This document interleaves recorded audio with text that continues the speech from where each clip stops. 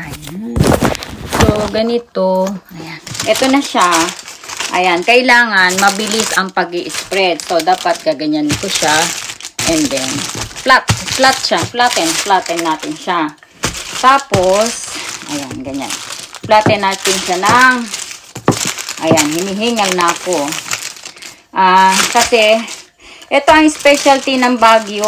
Pagka kayo pumupunta ng Baguio City, ito po ay tawag dito, walang umuwi ng Baguio nang walang pasalubong na peanut brittle. So, ayan,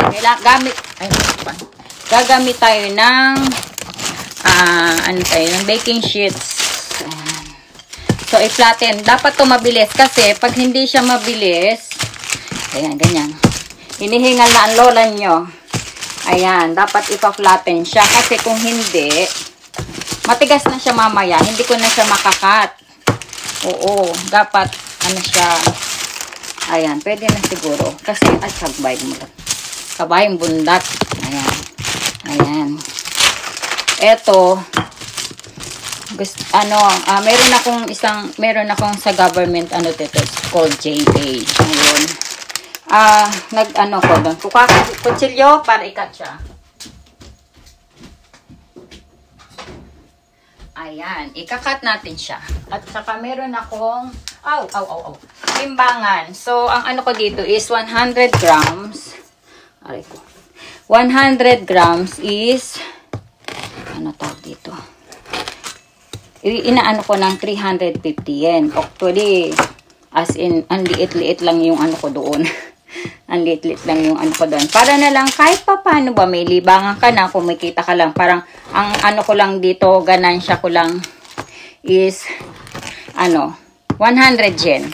Pero super, effort talaga ang gumawa ng peanut brittle. At saka, hindi ko siya tinipid sa brittle. Ay, peanut pala. Ayan, ganyan. Dapat, hinihingal ako. Ganyan. Dapat, meron akong pangtimbangan. So, 100 grams, meron din tayong,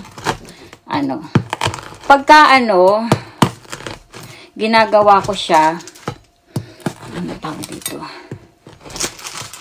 Pagka hindi siya, hindi ko naman siya hinawakan. So, kaya, pagka, nag-gloves ako dito, meron akong gloves para sa pagkain. Ayan. Hindi ko naman siya hinawakan na, kamay. Tsaka, naghugas tayo ng kamay, syempre. Hygiene, syempre yung hygiene. Kailangan niya kasi pagkain yan. Tsaka nakapusod naman ako. Dati, nag-hairnet ako. Pero, ayan. Tsaka naman, kakaligo ko lang kaya yung hair ko, hindi siya malalaglag. Ayan. Okay na. Ayan. So, ganito na itsura niya. Ayan, nakat na siya. Ganyan na siya. And then, ngayon naman, titimbangin natin. Meron akong lalagyan.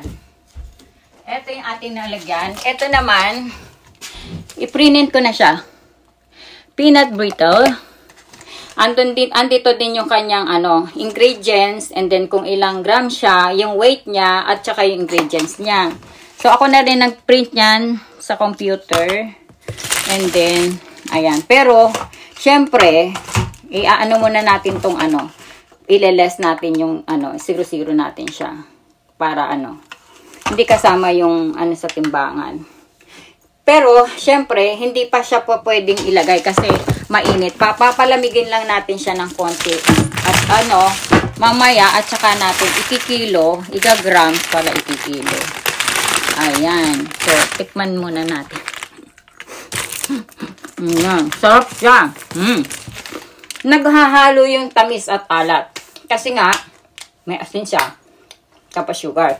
Tapos, mas marami yung ayan na siya, ang finished product ko. Ganyan lang. Sino dyan ang gustong mag-business ng ganito? Mga kalalabs, mga kabihives, mga karosana, mga Nancy, DN. Ayan, hinihingal naman ako daw. Pasensya na, talaga kailangan ko ng pahinga. Pero ayan, hindi pa rin magpahinga. Ayaw magpahinga talaga. Oo, ayan. So, bye-bye. Hanggang sa makita-kita po tayo. Magpapahinga lang muna ako sa Thailand kasi nga kailangan ko ng pahinga muna. Kasi pag dito hindi ako titigil katatrabaho Oo. Ayan ang aking Michang. Ayan siya. Ayan, dito pa siya. Hindi pa siya aalis muna. Dito pa lang muna siya. Ayan.